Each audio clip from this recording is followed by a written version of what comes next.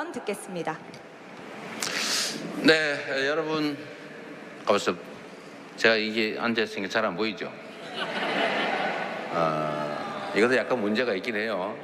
고개를 한번 들어볼까요, 이렇게요? 네, 잘 안 보이긴 하지만 여러분 반갑습니다. 사실 이제 충청권 대전에도 일찍 한번 와보고 싶었는데 저로서는 약간 늦게 아쉽게 오게 됐습니다. 저는 이제 대한민국의 앞으로 발전 방향이라고 한다면 수도권 1극이 아니라 전국이 골고루 함께 발전하는 그런 나라가 되어야 된다라고 생각합니다.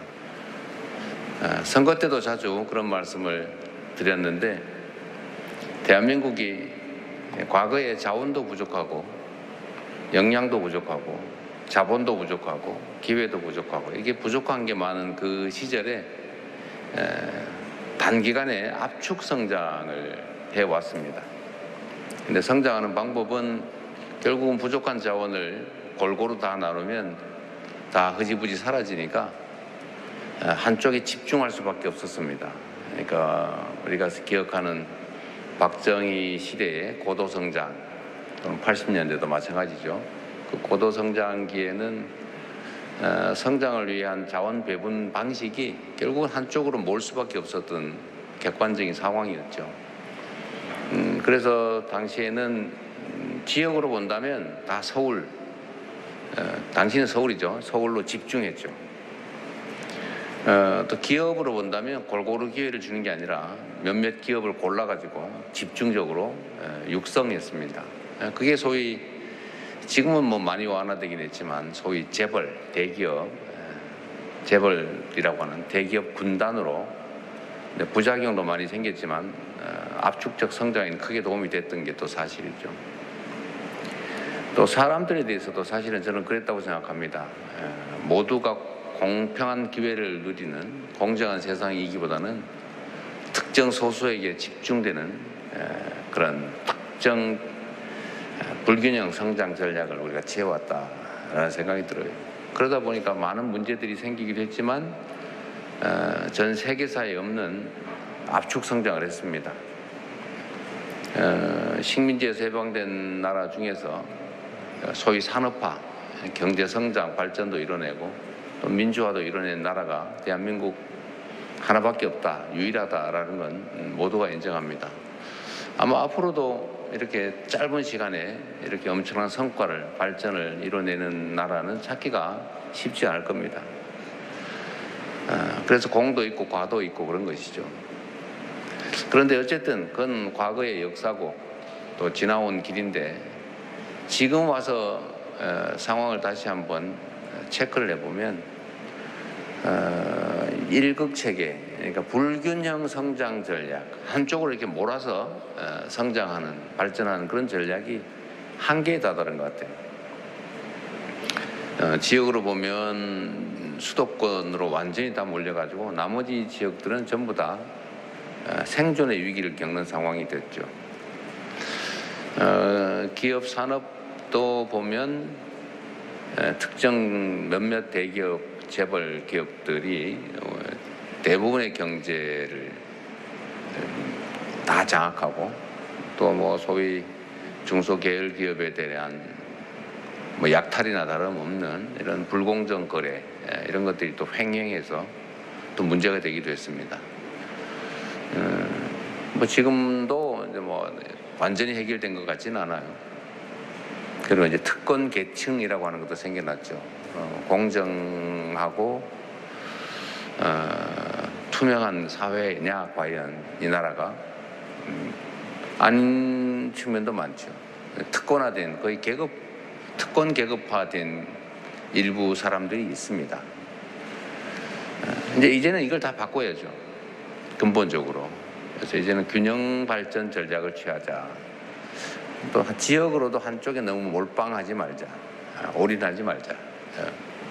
두 번째로는 뭐 기업들도 보면 소위 작은 기업이든 큰 기업이든 뭐 이미 성공한 기업이든 새롭게 시작하는 스타트업이든 공평한 기회 속에 정말 작은 기업도 경쟁력이 있으면 얼마든지 클 수 있고 큰 기업들도 부실하거나 부당하면은 시장에서 퇴출되는 그런 정상적인 경제 생태계를 만들어야 되지 않겠느냐.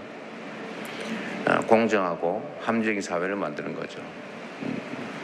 특권 계층으로 인식되기까지 하는 일부의 특권화된 특수한 몇몇 집단 또는 사람들의 이런 특권적 지위도 많이 해체해야 되지 않겠냐라는 생각이 듭니다. 어쨌든 그 중에 하나 지역 균형 발전은 이제 매우 중요한 과제가 됐고, 충청, 세종, 대전 이 지역은 이제 중간쯤에 있는 거죠. 영남, 호남의 중간쯤, 수도의 중간쯤. 이리 갈까 저리 갈까 차라리 돌아갈까 싶은 삼거리쯤에 해당되죠. 그래서 어쨌든 여기는 지방으로 소외되는 것 같기도 하고, 또 균형 발전 전략을 일부 이제 전 정권들이 취해왔는데 거기에 일부 혜택도 좀 보고 있는 측면이 있죠. 뭐 대표적인 게 세종 행정수도 아닐까 싶습니다. 그리고 수도권이 이제 팽창을 하다 보니까 소위 이제 취업의 남방 한계선이라고 하는 게 있는데, 이게 이제 원래는 경기도 평택선까지였다가 이제 조금씩 계속 내려오고 있어요. 충청권까지. 뭐 그런 수도권 팽창의 혜택도 일부 보는 측면도 있는 것 같습니다. 그걸로는 또 부족하기도 하죠. 그래서 지역 균형 발전이라고 하는 측면에서 그 중간쯤에 있는 우리 충청에 계신 우리 대한민국 주권자 여러분들의 좀 허심탄회한 다양한 말씀도 한번 들어보고 싶습니다. 또 한 가지는 이제 저도 이제 충청도 얘기만 하자고 하는 건 아니고, 또 기회가 될 때마다 우리 대한민국 모든 국민들이 공통으로 겪는 문제, 공통의 관심사 이런 문제들도 얘기를 좀 하고 싶은데, 우리 안기령 안기령 부대변인이 지금 말씀하신 것처럼 오늘은 그 얘기를 좀 한번 해보고 싶어요.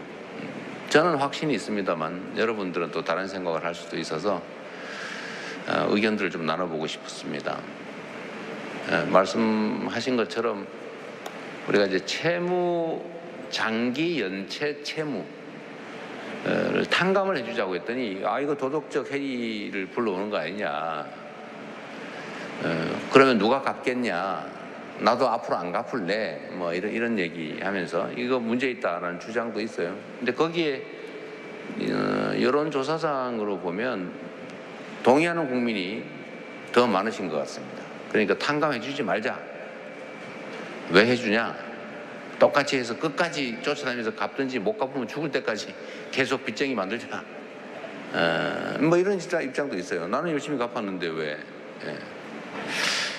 그런데 그런 문제에 대한 토론들을 한번 해봅시다. 라는 것이고요. 또 하나는 여기 대전은 과학 중심 도시 아니겠어요? 아마도 대한민국에서 R&D와 관계된 그 취업 인구가 가장 많지 않을까 싶어요. 그리고 전에 황당무계한 R&D 예산 대규모 삭감에 직접 폭격을 맞은 지역이기도 하죠. 이제 그 얘기를 오늘 한번 해보고 싶어요. 근데 앞으로 경제를 살려야 되는데 이 경제를 살리는 데 있어서 뭐 어떤 산업 부분을 살릴 거냐, 농사를 주로 이제 지을 거냐, 경공업으로 갈 거냐, 중공업으로 갈 거냐, 뭐 첨단 기술 산업으로 갈 거냐, 첨단 기술 산업 중에서는 뭐 어떤 쪽으로 갈 거냐, 이런 정책 방향을 결정을 해야 되는데, 저는 우리 새 정부에서는 인공지능을 포함한 첨단 기술 산업 분야에 집중적으로 우리가 투자하고 지원하고 육성해야 되지 않을까 생각해요. 그 중에 핵심은 이제 연구개발 R&D일 테고 또 인재 양성이 아닐까 싶습니다. 그 얘기를 집중적으로 하고요. 근데 또 일부는 오다 보니까 뭐 저기 머리띠 두르시고 또 데모하시는 분들도 꽤 계시던데, 이제 저한테 하시고 싶은 얘기도 많지 않겠어요? 근데 그런 얘기도 한번 들어볼 텐데 오늘 꽤 많은 인원이 계셔서 다 말씀을 듣기는 어려울 것 같고, 제가 메모지를 꼭 나눠드리라고 했는데 했는지 모르겠어요. 네, 나눠드렸고 받았습니다. 필요하면 다 메모지를 해서 주시면 제가 직접 다 검토하지 못해도 우리 또 참모들이든 아니면 담당 공무원이든 다 검토해서 가능한 방법을 찾아서 회신을 해드리도록 하겠습니다.